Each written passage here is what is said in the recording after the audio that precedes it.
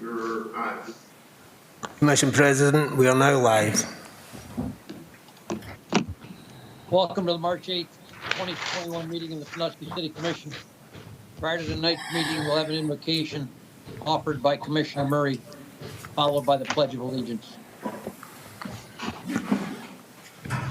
Ladies and gentlemen, as the coronavirus continues to rage through our economy and our country and state, we ask that as a public body entrusted to help our citizens, we seek God's intervention. For all who have contracted the coronavirus, we ask for care and healing. For those who remain particularly vulnerable, we ask for safety and protection and help getting them vaccinated. For all those who experience fear or anxiety in this time, we ask for peace of mind and spirit. For affected families who are facing difficult decisions between food on the table and personal risk, we ask for policies that recognize their plight and provide assistance. For those who do not have adequate health coverage, we ask that no family face these financial burdens alone. For those who are afraid to access care due to immigration status, we ask for recognition of the God-given dignity of all.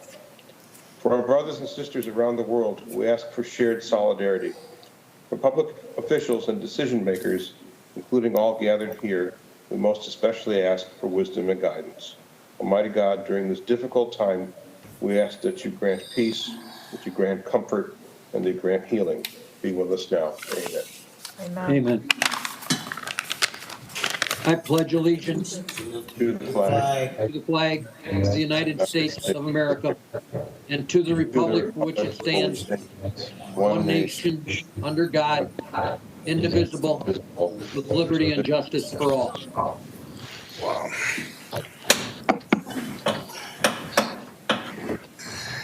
Ms. Briggs, will you call the roll? Yes, Mr. President. Mr. Murray? Here. Mr. Here. Ms. Twine? Here. Mr. Meinzer?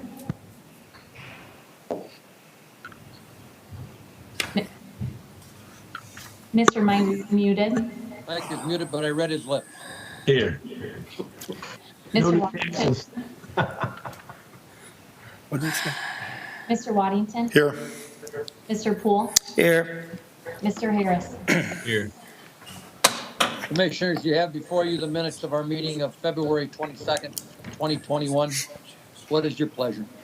Mr. Chairman, Commissioner Waddington. I move that we accept the minutes of the February 22nd meeting and dispense with the formal reading.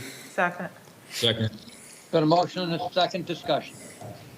Without objection, the motion will be approved, and hearing no objection, that motion is approved. Once again, for about the 27th time, we are holding this Sandusky City Commission meeting electronically.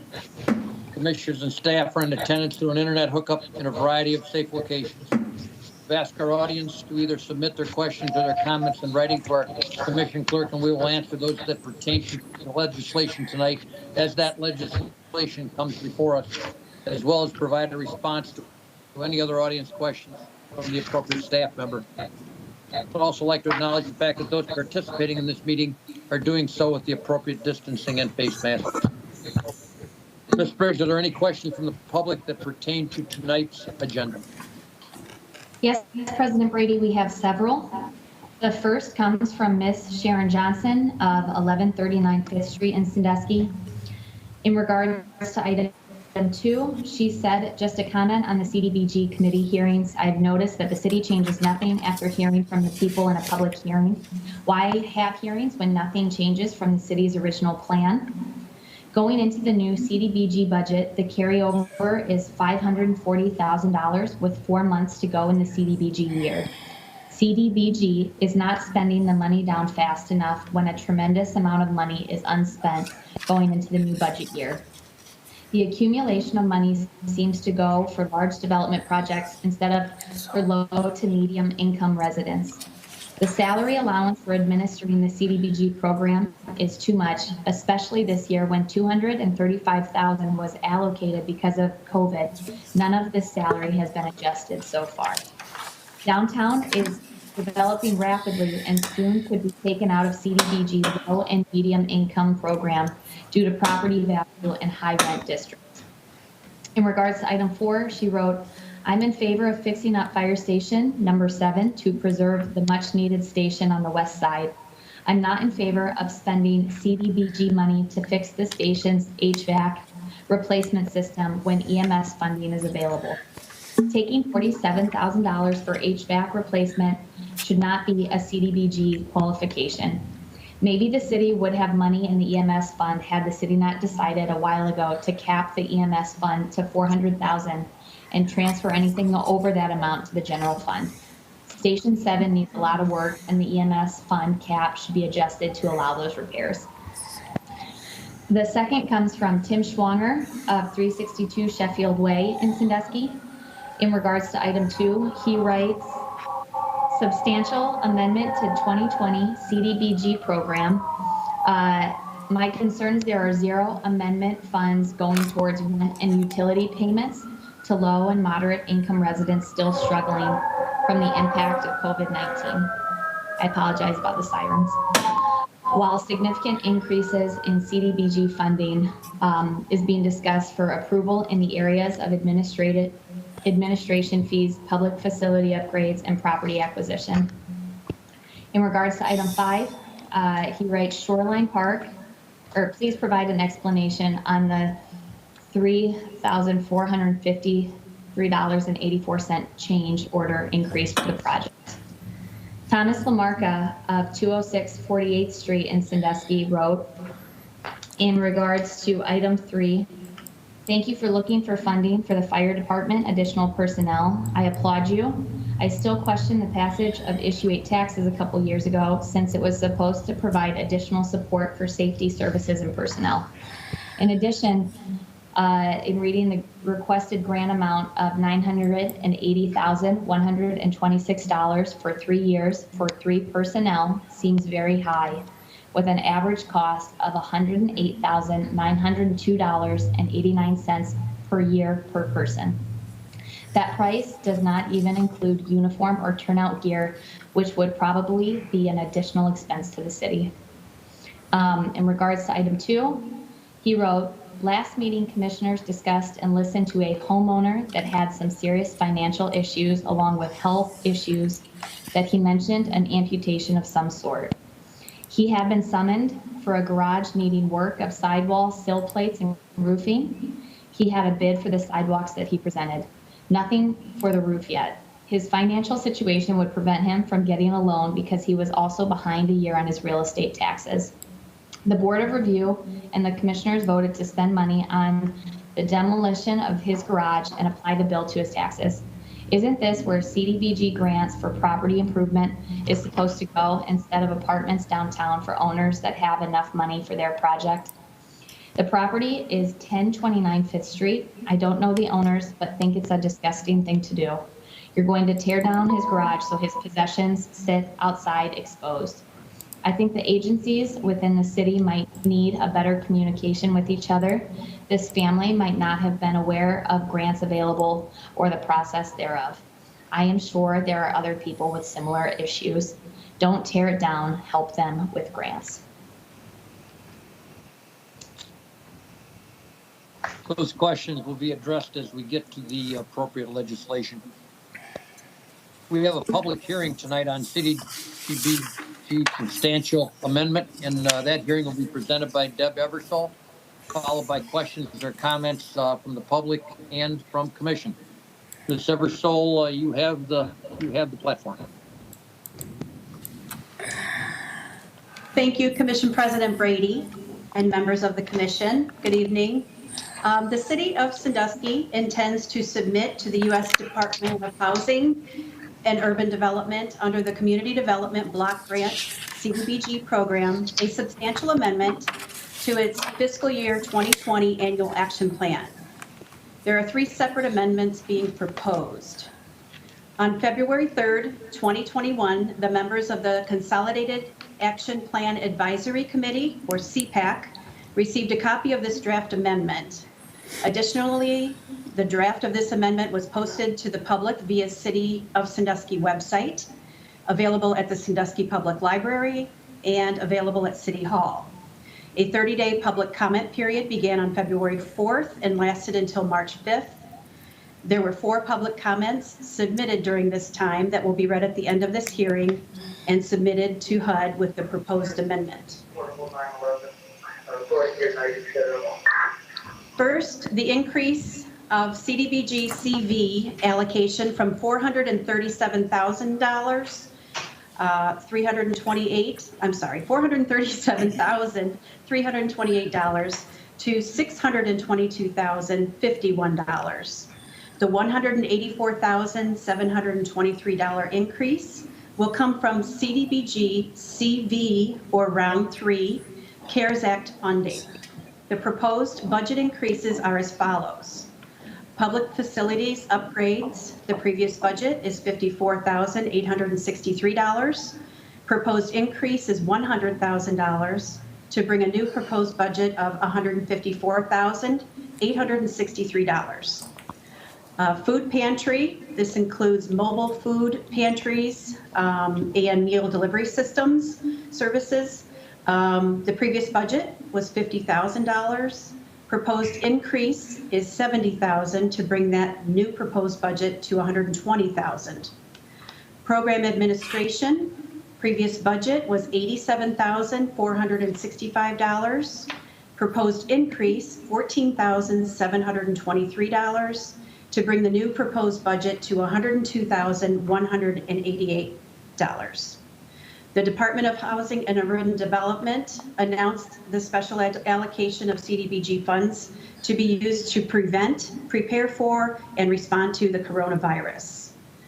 The process of receiving these funds requires the City of Sandusky to budget these funds through a substantial amendment to the fiscal year 20 annual action plan.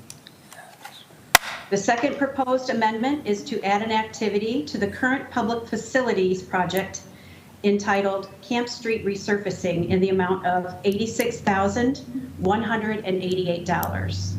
There will be no budget impact to this funding as the funding was already allocated to public facilities where one or more of the approved activities came in under budget. Adding an activity requires the City of Sandusky to submit a substantial amendment to the 2020 action plan. And the third proposed amendment is to increase the acquisition project as follows. The previous budget was $50,000, which was already expended. The proposed increase is $100,000, and the proposed new budget is $150,000. The $100,000 increase will come from the current Economic Development Revolving Loan Fund account, which is currently inactive. The balance of the uncommitted revolving loan funds at this date is $131,345.06. While it is within regulations to transfer all of these funds out of an inactive revolving loan fund activity to an active activity, staff concurs with the recommendation of the members of the CPAC to leave a balance in this account should an eligible request be submitted. Transferring funds requires the City of Sandusky to submit a substantial amendment to the fiscal year 21 action plan. I mentioned that we had received 4 public comments. The public comments by date were received, number 1, in an email dated 2/10/21, Tim Schwanger of 362 Sheffield Way. He writes, "Good Wednesday. I am unable to attend the virtual meeting this morning, but would like to share my concerns and thoughts for the meeting record. I encourage some of the COVID funds to be used for rent and utilities payments for low to moderate income residents financially impacted by COVID-19. 2, I encourage a reduction in the administrative fee and used for additional programming. 3, I question the use of CDBG funds for repaving a parking lot.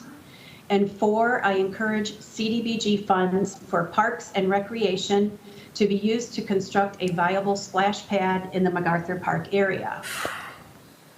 Public comment number 2 was received on 2/10/21 in an email from Sharon Johnson at 1139 5th Street.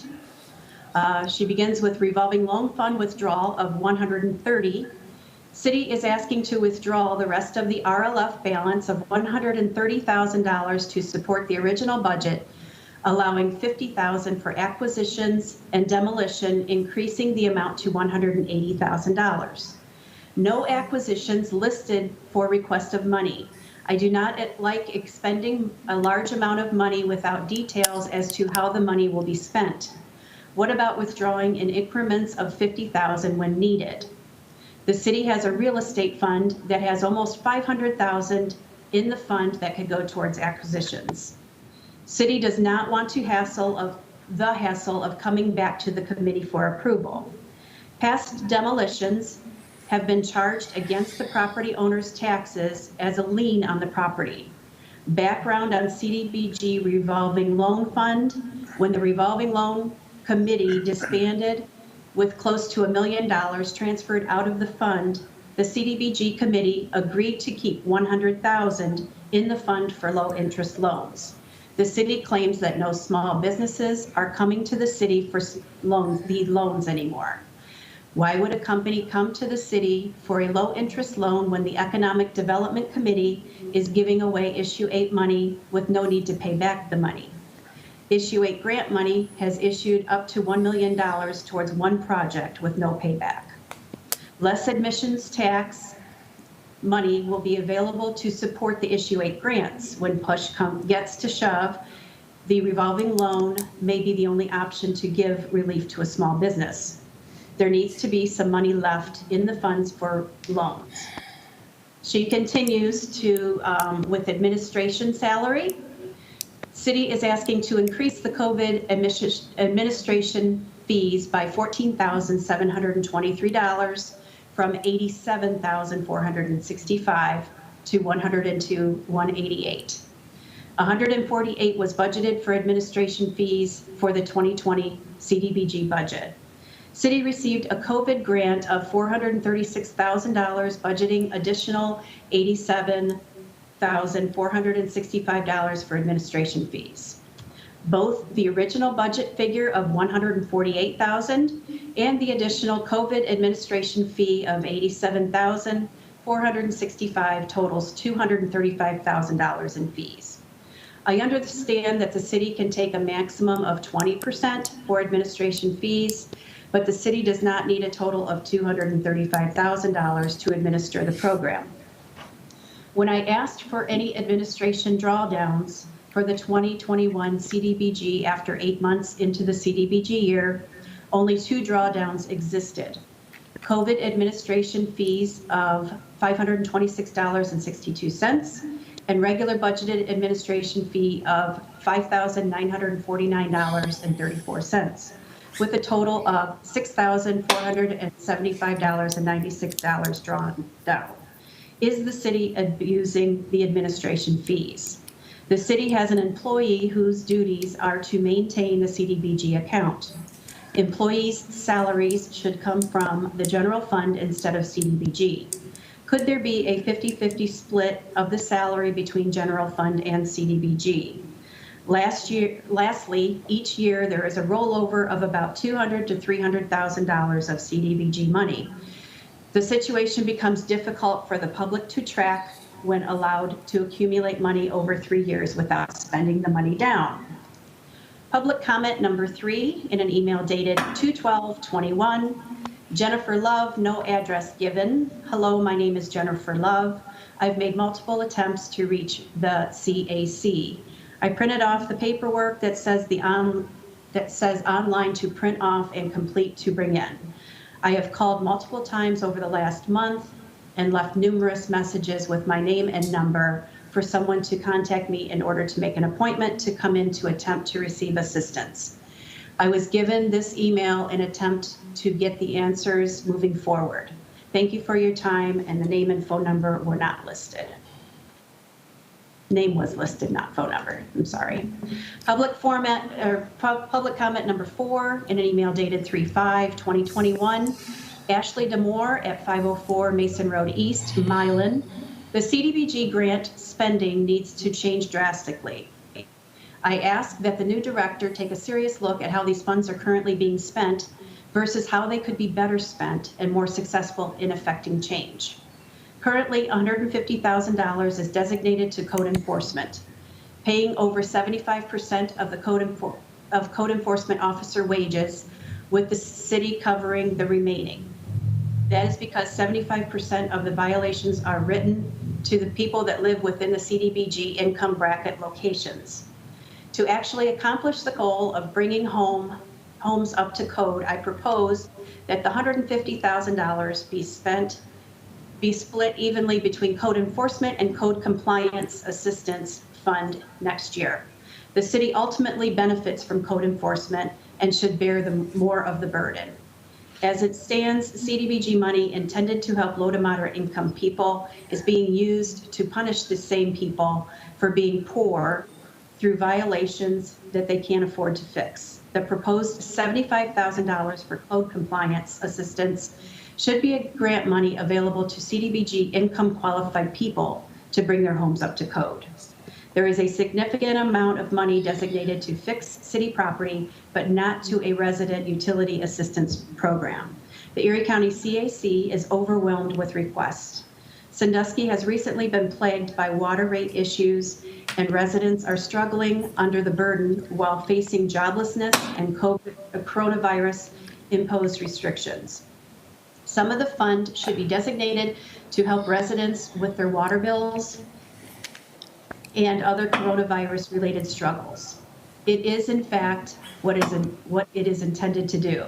Things like acquisitions can wait. The people of the city need your help, need help. You can beautify and build at a more stable time. Continued. Currently, the youth program is at $5,000 for the calendar year. With a $50,000 increase for additional COVID CV funds, I propose that $25,000 be set aside for a youth bike program to allow for bikes to be purchased and distributed to kids in grades 7 through 12 who qualify. The program can be an incentive to perform and behave well in school while alleviating some of the busing issues and allowing kids to use the multi-million-dollar bike path being installed through the city. I propose that no more money be designate to public facilities projects within the downtown development zone, residential areas outside of Shoreline Drive, and the downtown desperately needs upgrades. While parking lots are necessary downtown, the city created that problem and they can pay to improve it. Far too much money from this fund has already been spent in the downtown area. The city manager has a multi-million-dollar plan for the downtown. The CDBG fund should not be padding these tourist area projects with money meant to help low to moderate income folks. It's borderline unethical. And that actually concludes the public comment period, and I will attempt to unshare my screen.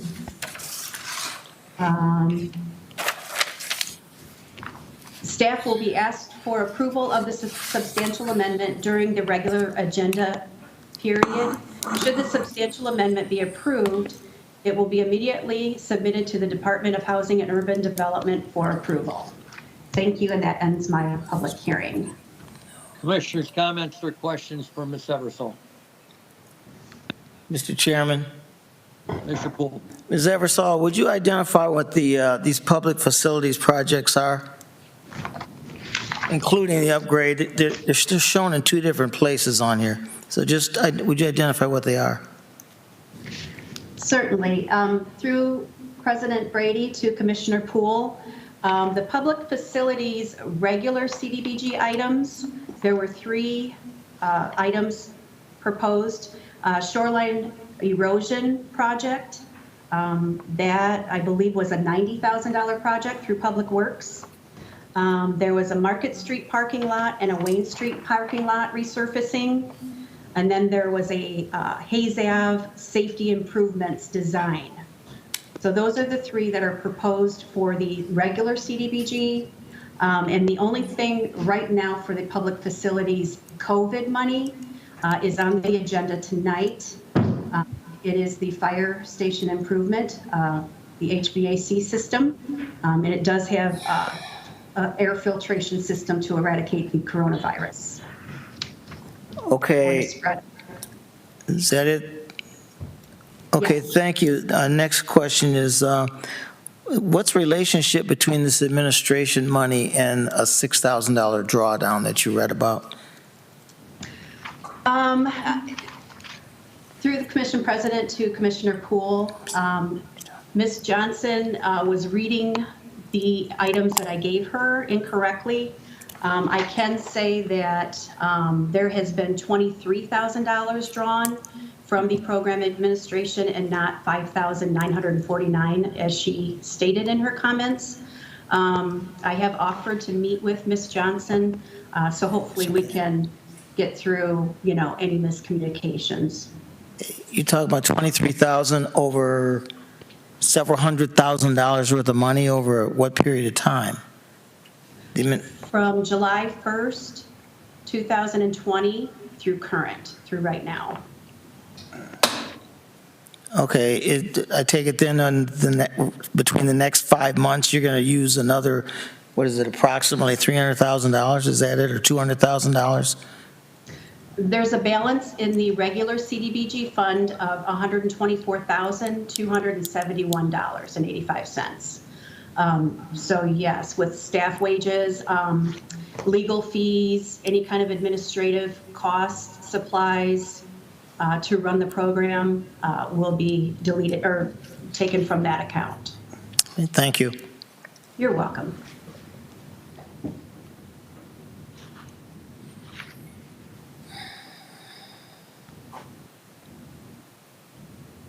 Mr. Chairman.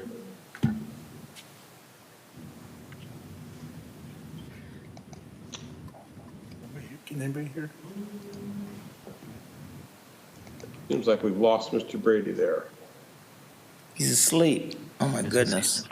He fell asleep. Oh, God. Call his wife. Call his wife to go wake him up. I think he lost his internet connection there. Oh, there he's gone altogether. I'm sorry, he's just say he's frozen out.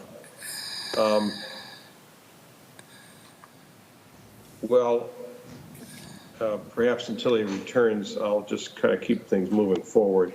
And the comment that I was going to offer was that I really do appreciate the public comments, not necessarily always the tone, but some of the ideas are right, and I think they are things that we should be looking at going forward. Mr. Wiltshire and I talked about this earlier today. CDBG expenditures they're like a giant freighter. There's a lot that's planned, there's a lot that's expended. It's not easy to turn it, but they turn.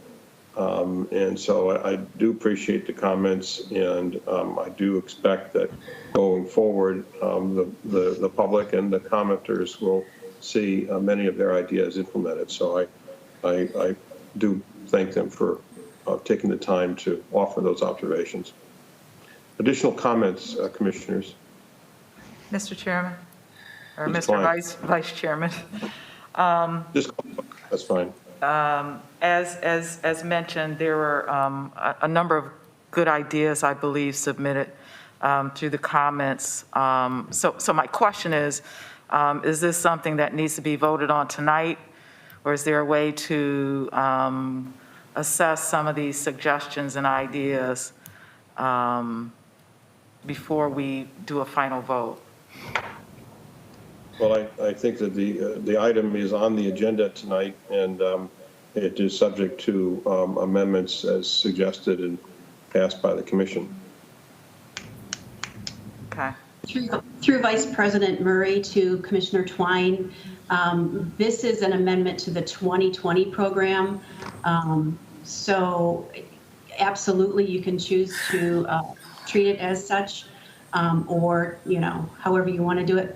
But we would like to submit this to HUD so that we can expend some of the funds, just to get them through the 2020 year, which ends on June 30th, 2021, sorry.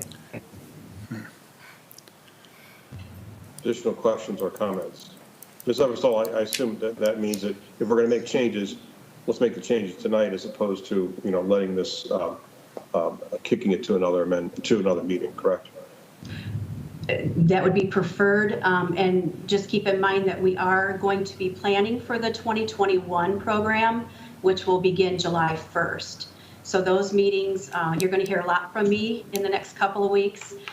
So those meetings will be coming as well, and that's where we might be able to do some additional programming. Okay, thank you. Mr. Vice Chairman, I don't want to hold up what has already been decided. Quite frankly, running numbers at the table is not one of my good points. So I would suggest that, yes, we keep many of the ideas that were suggested as amendments for this one. We keep those things in mind as we move forward, because I am concerned about quality of life issues that was discussed in many of the comments. So like I said, I don't wish to hold up this at this moment in time, but I do expect us to be cognizant and to look at ways we can, again, address some of these quality of life issues versus some of the things that we've used the CDBG money in the past. So thank you. Additional questions or comments, commissioners? Chairman, Mr. Meiser. I think, well, it's calling for Mr. Brady to get back anyway. I thought I'd throw a couple comments in. I see on the agenda tonight, we're going to try to acquire 3 properties, and in interest of revitalizing neighborhoods. To me, I think that is one of the most important things we can do in these neighborhoods is to clean them up. Clean up the trash, clean up the abandoned buildings, the vagrants or the drug dealers or whatever in these houses. So I wish we had more than $180,000 out of this fund to spend in revitalizing these neighborhoods, because I think if you get out, if you're a police officer or you're a firefighter, you get out, you see the homes or the properties that degrade these neighborhoods. So my 2 cents, I wish we had more money to do that, but I liked what everybody presented going forward in 2021. I think we should consider some of the things that the public has brought up. Additional questions or comments, commissioners? Mr. Chair, Go ahead. Cool. I've spoken once, I'll wait. That was Mr. Wobser who indicated a desire to speak. So why don't you go ahead, Mr. Poole? I don't see any other commissioners indicating a desire to speak. Just that I agree with Mrs. Twine.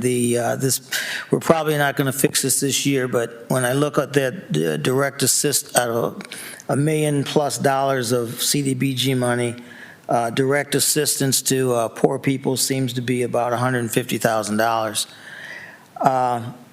Perhaps we simply need a better explanation of specifically how the other money is being spent.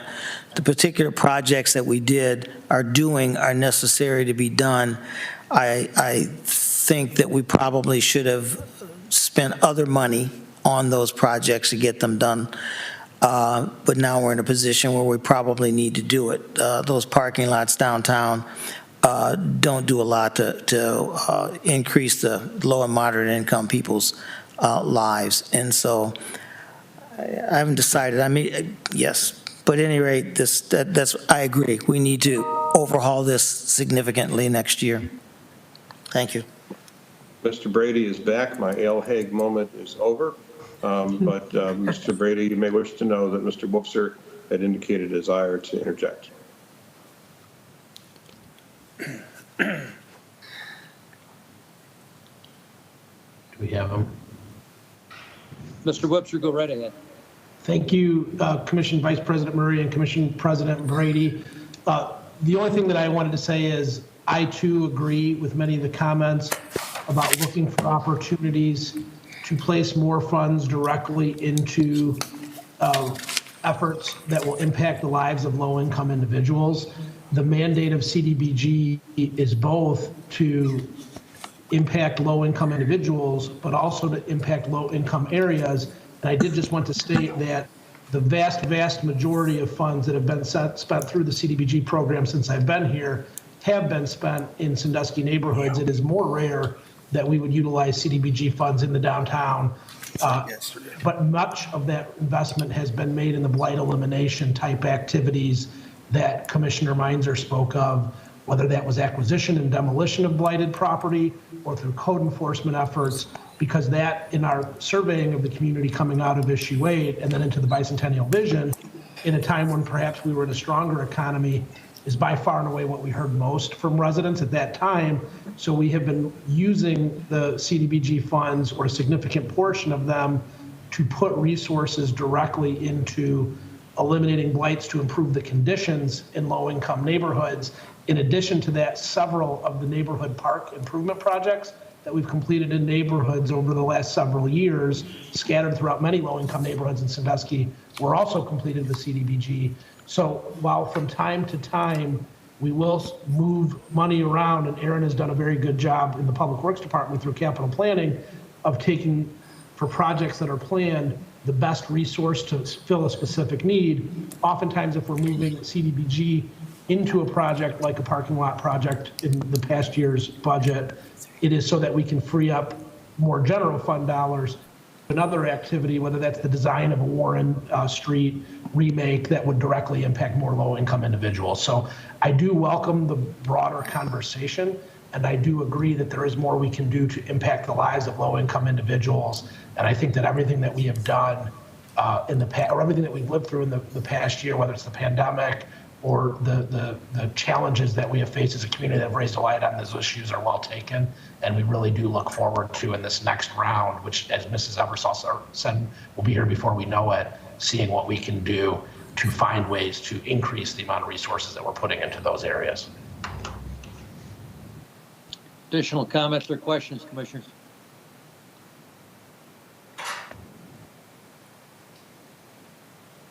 If there are none, I will declare this hearing closed.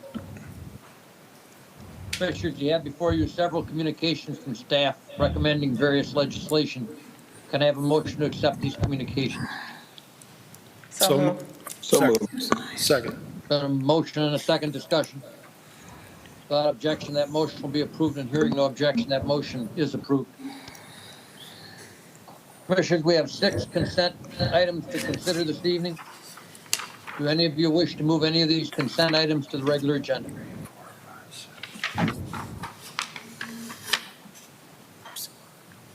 Ms. Spriggs, will you present the consent agenda? Of course, President Brady.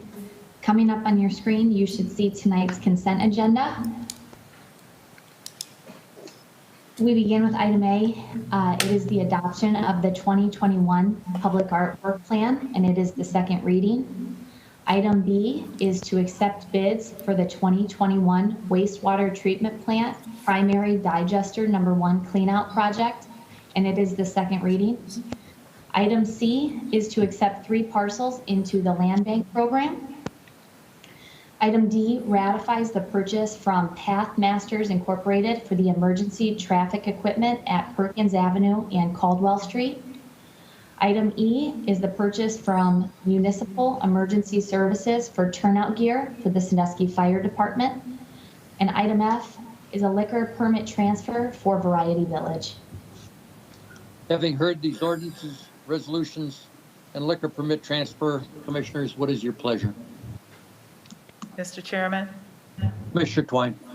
I move to accept the consent agenda items A, B, C, D, E, and F, and declaring that all ordinances and/or resolutions as drafted and presented to the City Commission under the consent agenda shall take effect in accordance with the section reflected in the ordinances and/or resolutions, whether it be in accordance with Section 13 or Section 14 of the City Charter.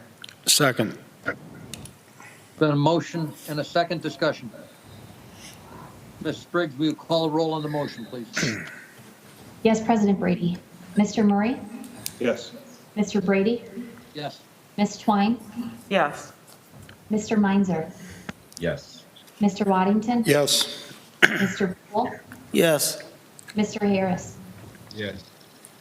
Now on the ordinances, resolutions, and liquor permit transfer. Mr. Murray? Yes. Mr. Brady? Yes. Ms. Twine? Yes. Mr. Meinzer, Yes. Mr. Waddington, Yes. Mr. Poole, Yes. Mr. Harris. Yes. Those ordinances, resolutions, and the liquor permit are passed. Turning now to our regular agenda.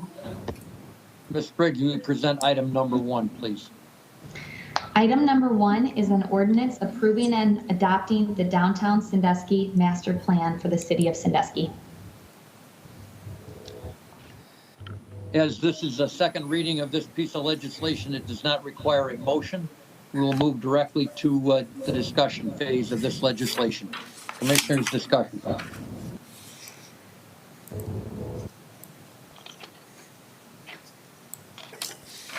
If there is no discussion, Ms. Briggs, will you call roll on the ordinance? Yes, President Brady. Mr. Murray?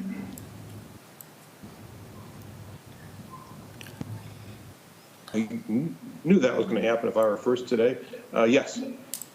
Mr. Brady? Yes. Ms. Twine? Yes. Mr. Meinzer? Yes. Mr. Waddington? Yes.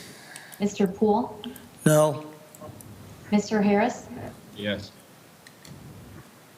That ordinance is passed. Ms. Briggs, will you present item number 2, please? Item number 2 is an ordinance approving a substantial amendment to the city's Community Development Block Grant Program year of July 1, 2020 through July 30th, 2021, and authorizing and directing the city manager to submit the amended action plan to the United States Department of Housing and Urban Development, and declaring that this ordinance shall take immediate effect in accordance with Section 14 of the city charter. Commissioners, having heard this ordinance, how do you wish to proceed? Mr. Chairman, Commissioner Murray.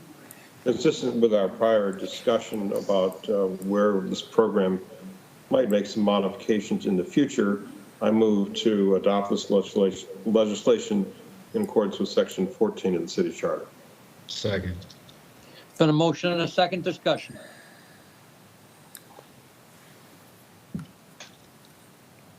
Ms. Briggs, will you call a roll on the motion, please? Yes, President Brady. Mr. Murray? Yes. Mr. Brady? Yes. Ms. Twine? Yes. Mr. Meinzer? Yes. Mr. Waddington? Yes. Mr. Poole? Yes. Mr. Harris? Yes. And now on the ordinance, please. Mr. Murray? Yes. Mr. Brady? Yes. Ms. Twine? Yes. Mr. Meinzer? Yes. Mr. Waddington? Yes. Mr. Poole? Yes. Mr. Harris? Yes.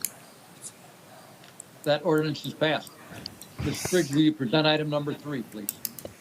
Item number 3 is a resolution authorizing the filing of a grant application to the U.S. Department of Homeland Security, Federal Emergency Management Agency, Grant Programs Directorate for the fiscal year 2020 Staffing for Adequate Fire and Emergency Response Grant Program, and if awarded, authorizing the city manager to execute any required agreements and declaring that this resolution shall take immediate effect in accordance with Section 14 of the city charter. Commissioners, having heard this resolution, how do you wish to proceed? Mr. Chairman, Commissioner Waddington. I move for the adoption of this resolution under suspension of the rules in full accordance with Section 14 of the city charter. Second. Second. Been a motion and a second discussion. I know there was a question from Mr. Lamarca regarding this piece of legislation, and I don't know if it's so much as a question as it was a comment regarding the amount of dollars spent on this legislation, or spent on this on a fireman's pay. I would ask Mr. Orzak if he's not prepared to answer tonight, that's okay. You are, that's okay also, but if not, please respond directly to Mr. Lamarca regarding his comment regarding this piece of legislation. Yeah, Mr. President, I can respond to it, and Chief Green might have some other input. If you put together the salaries of the firefighters, their pensions, their education bonuses, health insurance, and all of the costs that it takes to employ a firefighter, those are the costs that it takes. It's a significant amount of money. The turnout gear and those type of things that Mr. Lamarca had mentioned are not approved through this grant opportunity. And so the costs are figured up per the contract, and the expenses that it takes to employ a firefighter. And I'll pass it on to Chief Green if he has any additional comments. Through you, Mr. President, Mr. Orzak, Assistant City Manager Orzak, pretty much covered everything as far as the turnout gear and uniforms. That's an ineligible cost. We tried, we looked it up, but unfortunately, we're unable to include that in the grant. So, but other than I think that's one of the things that people misunderstand as far as they just look at the base salary of a firefighter, and I think they just forget the health insurance, pension, and stuff like that. That all adds up into the final cost of a firefighter. Additional discussion, Commissioners? Mr. Chairman, Commissioner Poole. just a question. All those additional costs, what was that total for a firefighter? Through you, Mr. President, the final cost for one firefighter for the first year is around $100,000. Thank you. Is it less the second year? No, that goes up a little bit, including, we included some raises, some modern raises, but we were kind of on the high side. The second year, we got a budget for like $103,000. Okay, thank you. Additional comments, Commissioners? Mr. Chairman, Commissioner Waddington. I was on the commission in the past when Congresswoman Capter, we applied for a SAFER grant then, and it was for the same amount of employees, 3, and then I think we couldn't even retain them, and I guess that's my question. If this does come back favorable and we can do this, are we going to have something in play, I guess a plan for retention to keep them beyond the 3rd years? Because if we train them, and maybe Mr. Miser, I believe he was around at that time, it might have been my second go-around on commission, like 2009 or 10. I believe, Commissioner Waddington, I believe it was 2011, because I was frustrated with that situation also. But I'm going to let Mr. Martin respond to that question. I think I know the answer, but I will allow him to respond. Through the commission president, Commissioner Brady, and Chief Green or Assistant City Manager Orzak, please jump in. I think the challenge in 2011 was that we hired additional firefighters beyond what the city had an ability to staff after the expiration of the grant. We've been very careful in this application to only get back to a number that was considered fully staffed pre the COVID-19 pandemic. So we should have the ability to retain all of the firefighters that we would hire with this grant. We're just not doing additional as to what we considered fully staffed pre-pandemic. Mr. Webster, am I clear on that these are not 3 new hires? In other words, these are not 3 new hires. This is simply covering the salaries of 3 existing firefighters. No, this would be able to fill 3 vacancies that are created. So there would be new hires, but they are hires that we would be making as soon as possible to get back to full strength, regardless of whether or not we receive the SAFER grant. This will just allow us to hire them much more quickly than we might have been able to due to the financial constraints on our budget from the pandemic. Thank you. Additional questions, comments, Commissioner? Mr. Chairman, Commissioner Meisner. it's for Chief Green or Interim Chief Green, maybe through you, Mr. Chairman. What is the take-home pay of an entry-level firefighter? Through you, Mr. President, to Commissioner Meitzer, right now, a starting pay firefighter is $53,000. Okay, when you hear this $108,000 figure, anybody that has a small business recognizes the cost of employees, and the thing that makes firefighters so expensive. I mean, any employee so expensive, of course, However, the firefighter's pension is probably what, double that of what a police officer's? Is that correct, Chief Orzak? Or no, I'm sorry, Chief Oliver. Does anybody know what the police? Yep, through you, Mr. President, to Commissioner Meinzer, the city pays 19% for a police officer's retirement and 24% for a firefighter. Okay. Well, that shows I'm dated because it used to be 12 and 24. But that's a significant amount to go into a pension, you know, and it's due to you can't work till you're 65 doing that type of job. You're going to get injured. It's inevitable. And you're going to get beat up. So that's the cost that, and $53,000 for what these police and firefighters do, I don't think's out of line. It's just the cost of doing business. I think most of us realize that this cost is not made up simply of the money that the firefighter or the employee takes home. There are so many things that add to that that are peripheral things that continue to add up. It's a cost of doing business, whether you're running a city or running a law firm or running a sign company. We all wish that all we had to do was pay our employees the amount of money that they take home, but that certainly is not the case. The additional dollars are significant, and in this case, they're strikingly significant. So I think this is an excellent piece of legislation, and I'm optimistic that we will be successful at getting the grant. Additional comments or questions, Commissioner? Mr. Chairman, Commissioner Poole. just a comment. I'd like to suggest that firefighters it's a basic service that we provide to the community. And I realize we've had a long conversation here about how much it costs to employ one. But the issue is we have a $20 million budget minus COVID. And having enough firefighters determined by how many firefighters for me, is a formula of how many firefighters do we need to provide adequate service to the community. And after that, you start buying other things for the city. Police and fire, the roads, the light, the street lights, those are the things that are basic services we provide. So what was full staff in 2011 may or may not be adequate today. Chief Green can talk about that if you, don't want to go to that conversation, but the formula is how much more work are they doing now than they were doing in 2011? What's changed in the way fire service is provided?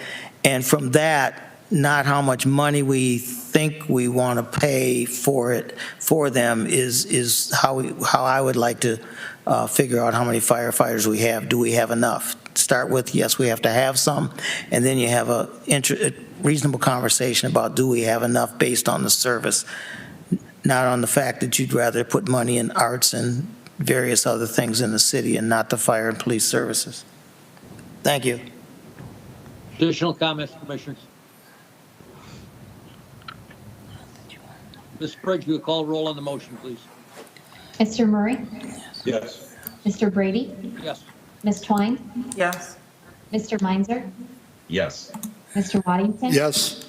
Mr. Poole? Yes. Mr. Harris? Yes. And now on the resolution. Mr. Murray? Yes. Mr. Brady? Yes. Ms. Twine? Yes. Mr. Meinzer? Yes. Mr. Waddington? Yes.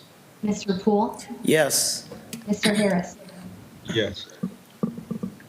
That resolution is passed. Ms. Briggs, will you present item number 4, please?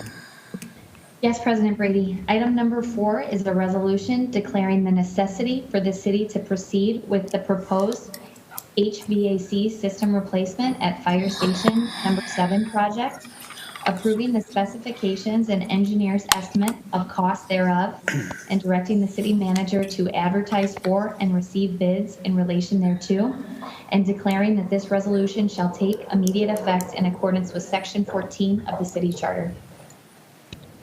Commissioners, having heard this resolution, how do you wish to proceed? Mr. Chairman, Commissioner Twine. move for the adoption of this resolution under the suspension of the rules in full accordance with Section 14 of the city charter. Second. Second. Been a motion and a second discussion. I believe there's a question regarding this piece of legislation from Ms. Johnson. I don't know if that's a question to be answered by Mr. Klein, or is it the question to be answered by Mr. Woods?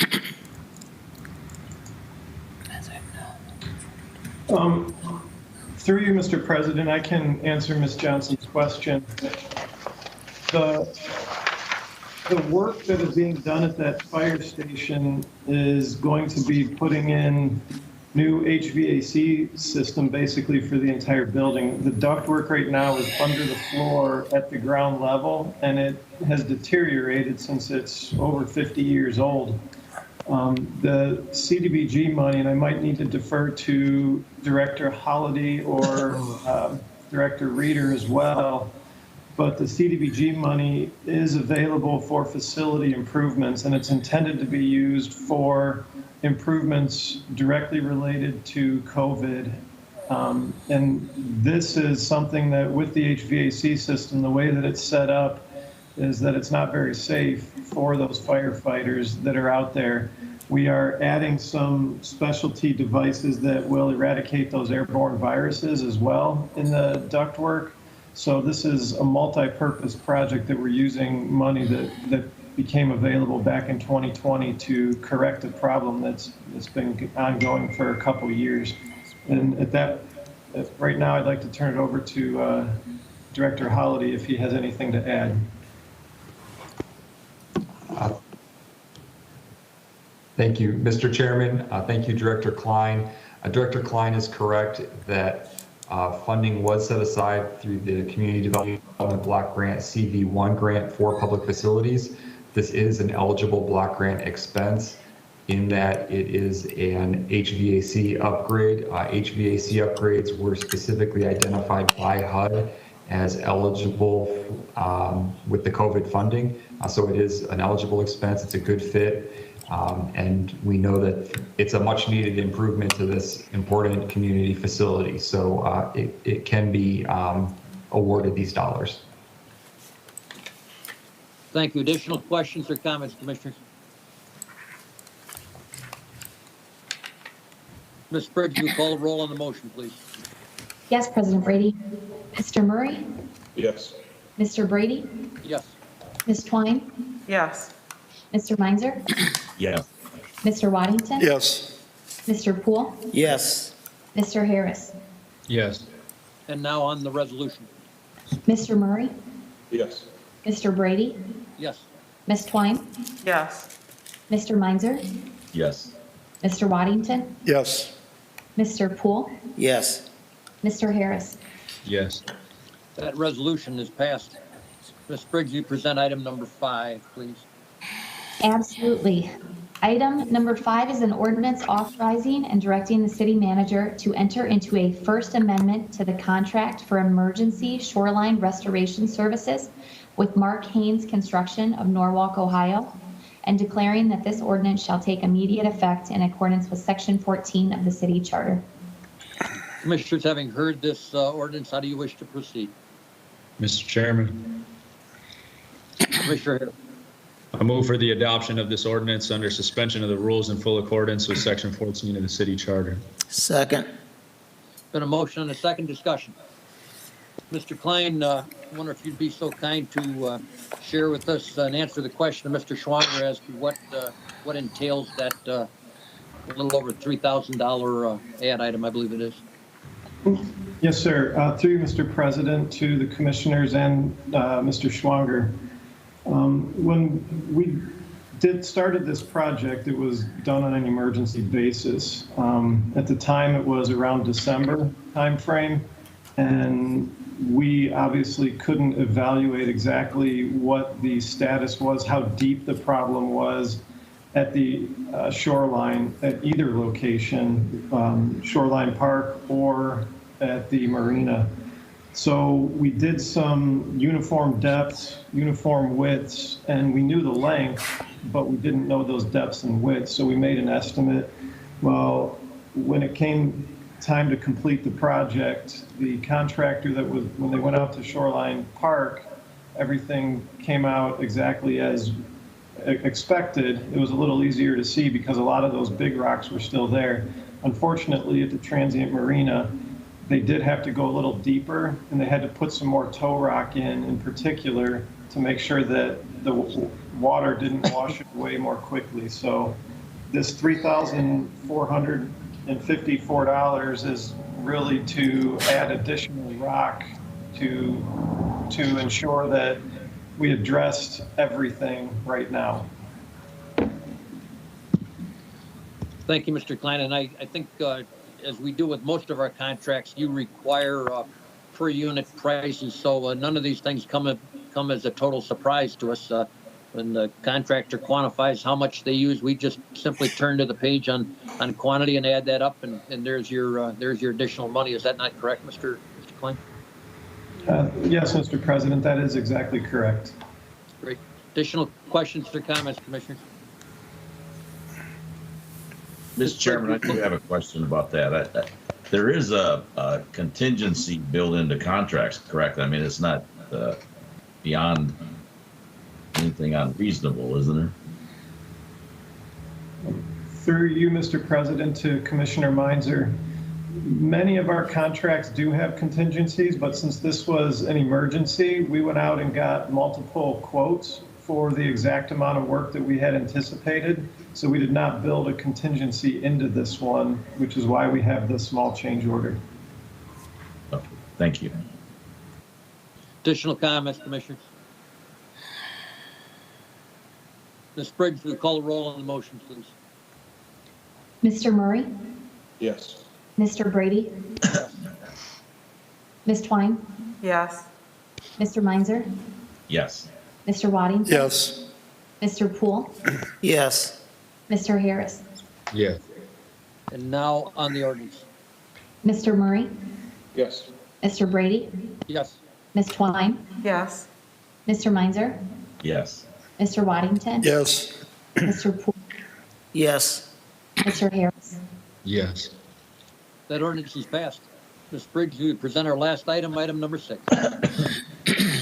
And Brady, item number 6 is an ordinance authorizing and directing the city manager to expend funds for the purchase and installation of a new generator control unit from Cummins Incorporated of Shoreview, Minnesota, through the Sourcewell Cooperative Purchasing Program for the wastewater treatment plant, and declaring that this ordinance shall take immediate effect in accordance with Section 14 of the city charter. Commissioners, having heard this ordinance, how do you wish to proceed? Mr. Chairman? Commissioner Meinzer? That was Harris. Commissioner Harris? I move for the adoption of this ordinance under suspension of the rules in full accordance with Section 14 of the city charter. Second. Been a Mr. motion and a second discussion.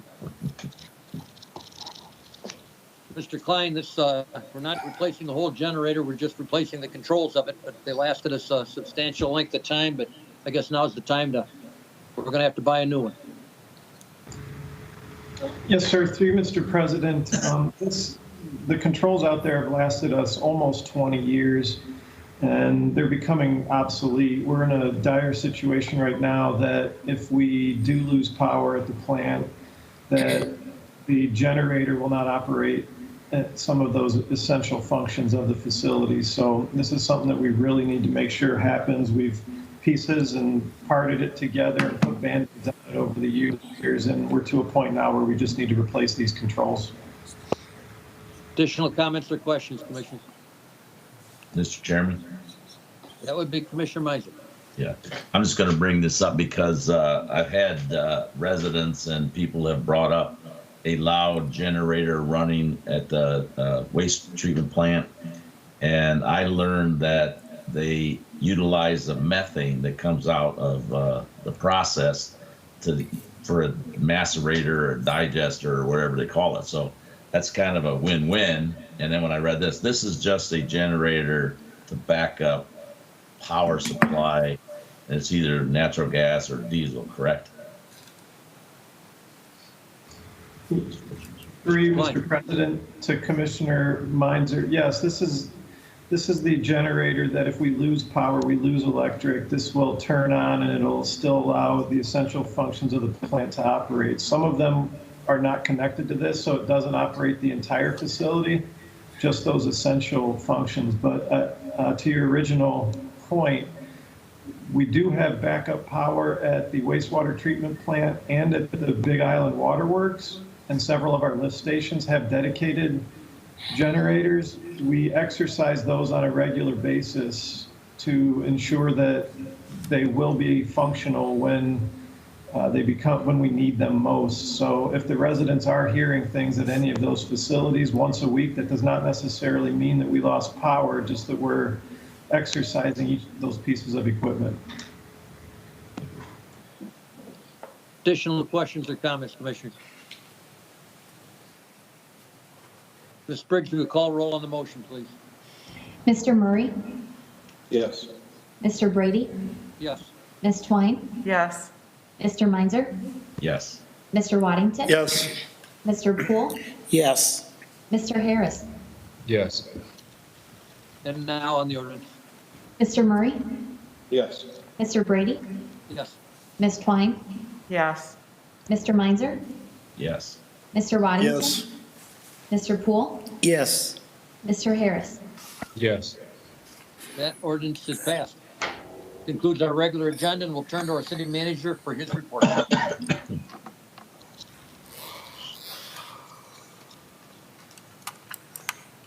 Mr. Webster, you're muted.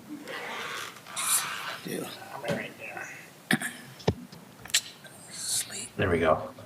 I'll start with the donations. Thank you, Commission President Brady, Commissioners, audience, and staff. The Erie County Health Department made a donation of 2,000 N95 masks to the Sandusky Police Department. As for a motion to accept that donation. So moved. Second. Been a motion and a second. Discussion. Without objection, that motion will be approved, and hearing no objection, that motion is approved with our thanks. Moving on to new and old business. The city of Sandusky is excited to announce a new online service offering. Users now have the ability to create an online account and pay for permits, submit planning and zoning requests, apply for engineering permits, pay for these applications directly online, along with enforcement and other code department related invoices. There are many more features included in the new portal. So please take a look and sign up by going to http://cityofsandusky.com/permits and selecting building department or public works. Once there, you'll be able to sign up, carry out searches and applications on demand. We are very excited to roll out this e-government service and have been trying to do more and more of that since adopting the new website and other options for the public. I really want to thank our IT department and all of our administrative staff and the departments that helped make this possible. Moving on to finance, the Customer Accounting Office has discontinued the use of a post office box to receive mail. Effective immediately, please mail all utility bills and correspondence to 240 Columbus Avenue, Sandusky, Ohio, 44870. For Public Works, the city is accepting applications for a few budgeted positions that we're looking to fill quickly. Please contact Human Resources for more information.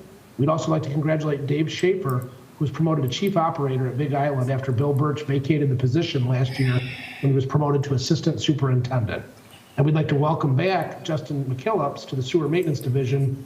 Justin, or Jay, was previously in the Forestry Division prior to budget cuts during the pandemic. We are very excited to bring someone of his work ethic back to the city and hope to be able to bring back more employees as quickly as possible. Also, crews are developing timelines for de-winterization, and we'll present those to the commission and to the public as soon as they become available. For community development, the City of Sandusky Department of Community Development will be submitting a Safe Routes to Schools grant to help fund the multi-use pathway portion of the Healthy Hayes initiative. This project, along with the intersection safety improvement scheduled for Hayes Avenue, will create a safer, more multimodal focused corridor, giving students safer options to walk and bike to school. If awarded, acceptance of the grant will come before the City Commission for approval. And this is in line, particularly with the school's Building Better Dreams plan, where they have now added their 3rd through 6th grade building to the middle school and high school. So we have many, many students in this area. We want to make sure it's as safe as possible to connect them to the schools and to surrounding opportunities within the neighborhood. Also, the City of Sandusky Department of Community Development began the citizen participation process for the upcoming CDBG fiscal year 21 annual action plan. The members of the Consolidated Plan Advisory Committee are scheduled to meet virtually on March 9th of this week to discuss the upcoming year, which will begin July 1st, 2021. It is anticipated that a draft plan will be available for comment on March 31st.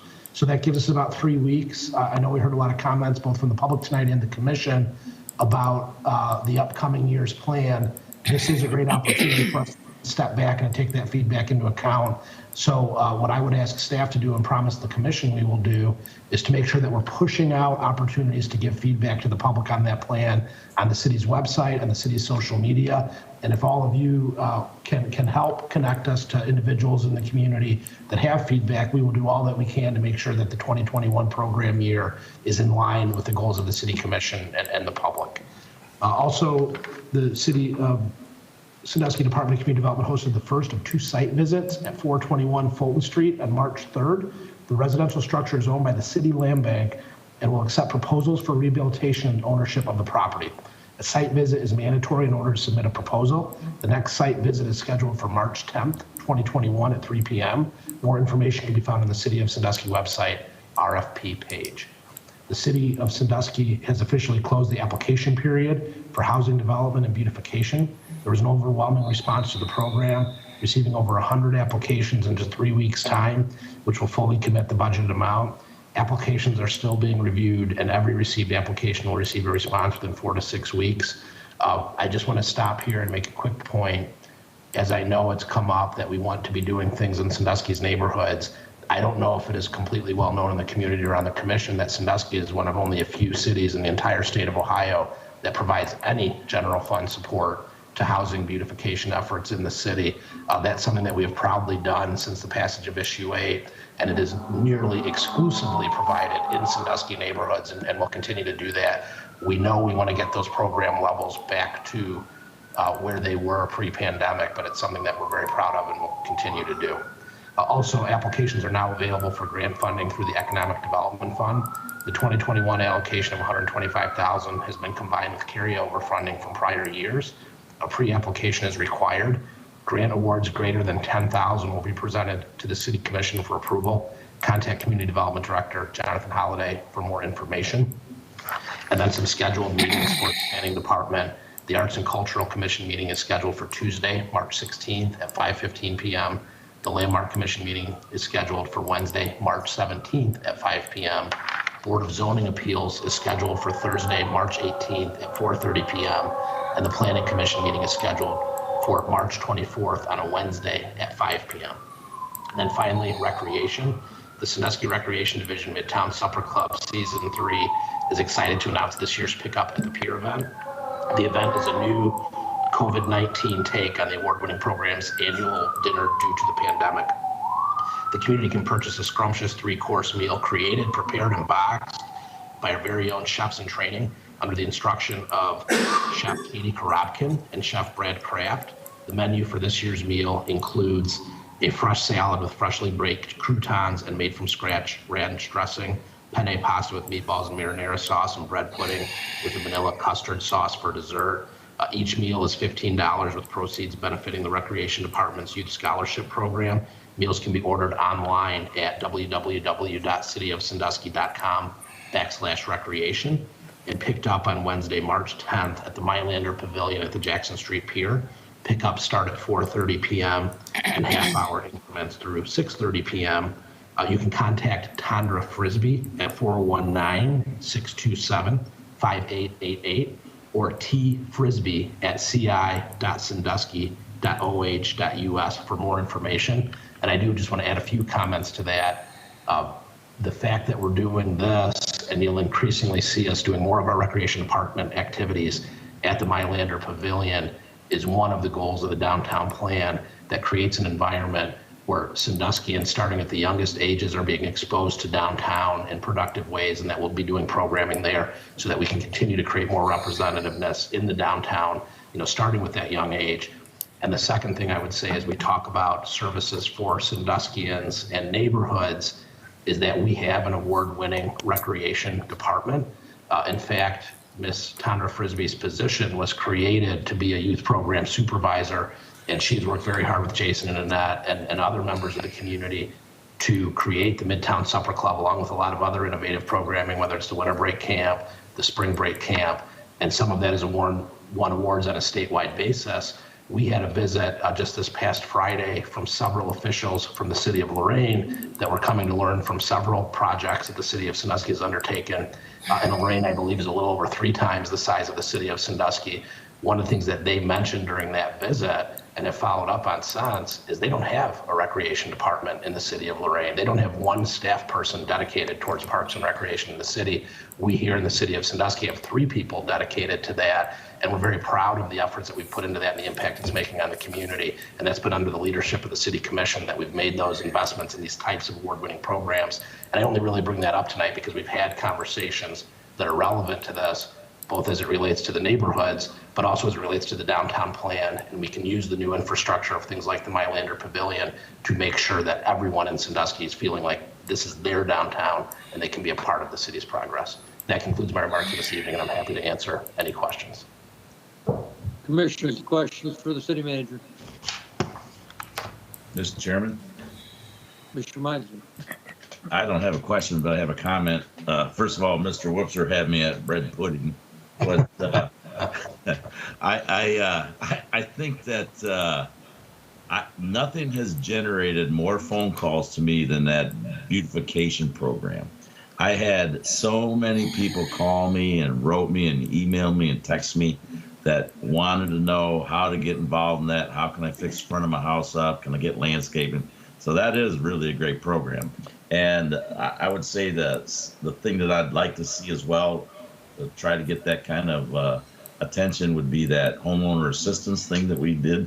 I really think that if we can encourage some of these young people, young families, to buy some of the homes, they're going to have more pride and take care of them. So I'd like to expand on that if we could, but keep up the good work, Eric. Additional comments or questions for the city manager?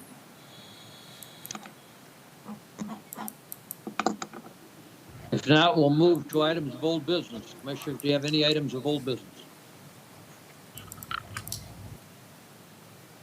No items of old business. We'll move to items of new business. Are there any items of new business, Commissioner? Well, I have one. I need to set a public hearing for March 22nd, 2021 for a CDGB planning process for the fiscal year 2021. May I have a motion for that? So moved. Second. Been a motion and a second. Discussion. Ms. Briggs, will you call a roll on that motion, please? Mr. Murray? Yes. Mr. Brady? Yes. Ms. Twine? Yes. Mr. Meinzer? Yes. Mr. Waddington? Yes. Mr. Poole? Yes. Mr. Harris? Yes. That public hearing is set for March the 22nd. Additional items of new business, Commissioners.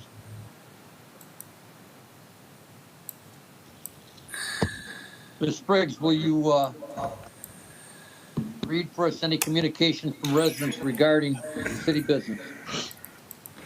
Yes, President Brady, we have one comment tonight. It comes from Tim Schwanger of 362 Sheffield Way in Sandusky.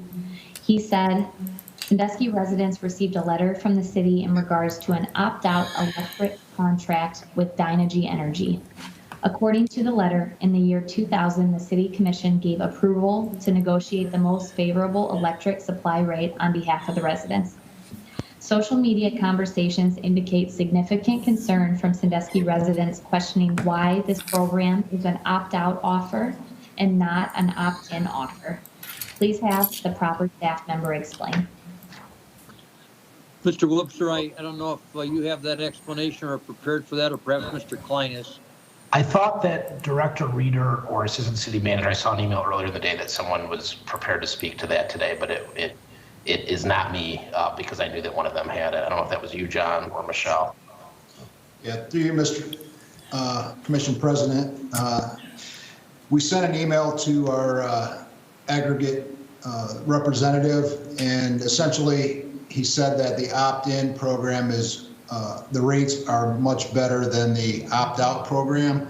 And some of the reason is because of the cost, and a lot of the opt-out programs the companies will not participate in. I do have that email. I will forward it to all the commissioners and to Mr. Schwanger tonight, and if there's any additional comments. But essentially, our rates are 0.0465 kilowatts, and for the opt-in, and the opt-out one is 0.0559. So there's a significant savings from the way that we are doing the electric program. And bottom line, Mr. Orzak, is that that is the best value for our dollar, is why we're doing that. Correct. Thank you. If someone provide that directly to Mr. Schwanger, I don't know if he's listening tonight, but, and if you distribute that to the commissioners, that'll be great also. Ms. Spriggs, are there any additional comments or questions from the public? President Brady, that was our only comment. I will entertain a motion to adjourn. So moved. We are adjourned.